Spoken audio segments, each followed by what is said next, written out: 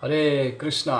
आप सभी का हार्दिक अभिनंदन और स्वागत है। आज हम एक विशेष विषय वस्तु पर वार्तालाप करने वाले हैं और ये विशेष विषय वस्तु है निर्जला एकादशी।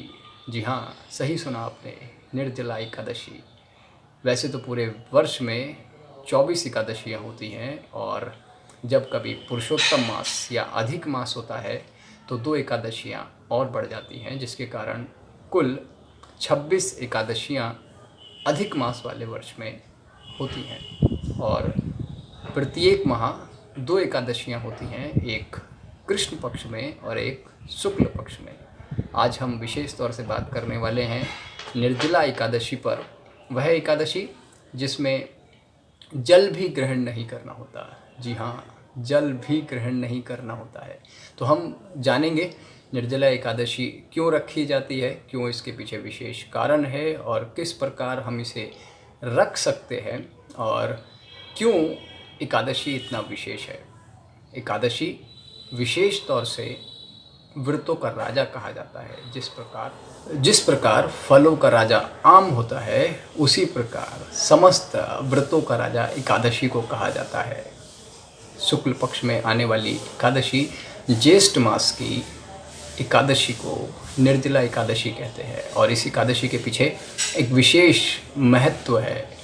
यह महाभारत काल के समय की बात है, जब पांडव प्रति माह एकादशियाँ व्रत रखते थे। तो उसी में भीमसेन, आपने नाम सुना ही होगा। वे भीमसेन जिसके अंदर 10,000 हाथियों का बल था और उनके उदर में एक विशेष प्रकार की अग्नि प्रज्वलित होती थी, जिसको बोलते हैं वृकोदर अग्नि।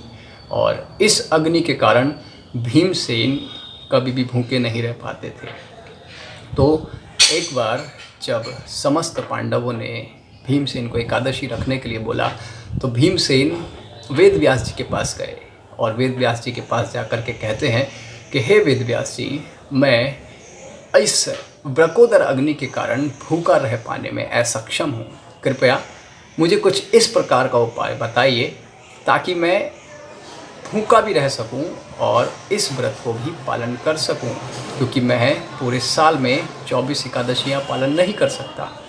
तब श्रील व्यासदेव जी ने इस विषय वस्तु को भीमसेन को बताया और भीमसेन को कहा कि ज्येष्ठ मास के शुक्ल पक्ष की जो एकादशी आती है, उस एकादशी को जब आप निर्जला व्रत करेंगे, निर्जला मतलब बिना जल पिए जब आप व्रत करेंगे, तब आपको समस्त एकादशियों का फल, मतलब पूरे वर्ष की समस्त एकादशियों का फल आपको क्या होगा, प्राप्त होगा। तो भीमसेन ने इस बात को स्वीकार किया और तब उन्होंने ज्येष्ठ मास की शुक्ल पक्ष की एकादशी को निर्जला व्रत रखा। जी हाँ, निर्जला व्रत। और निर्जला व्रत इस वर्ष भी ज्येष्ठ मास में शुक्ल पक्ष की एकादशी को आने वाली है। तो मेरा आप सभी से निवेदन है कि जो सभी एकादशी व्रत नहीं रखते हैं, वे इस वर्ष ज्येष्ठ मास की शुक्ल पक्ष की एकादशी को निर्जला व्रत अवश्य धारण करें।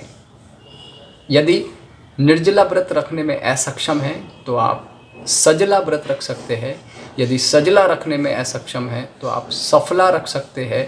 और सफला भी अगर आप रखने में असमर्थ हैं तो आप कोटू के आटे की पकौड़ी या व्रत के खाद्य पदार्थ खा करके एकादशी व्रत का पालन कर सकते हैं। लेकिन मेरा आप सभी से विनम्र निवेदन है कि एकादशी व्रत का पालन अवश्य कीजिए, क्योंकि एकादशी व्रत व्रतों का राजा है।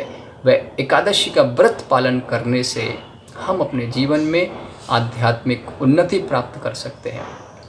आध्यात्मिक उन्नति के साथ साथ हम अपने जीवन में अपने जीवन के लिए विविध प्रकार से उच्च गति प्रदान करा सकते हैं। तो मेरा आप सभी से निवेदन है, कृपया एकादशी व्रत का पालन कीजिए और इस निर्जला एकादशी को आनंदपूर्वक उल्लासपूर्वक मनाइएगा। हरे कृष्णा।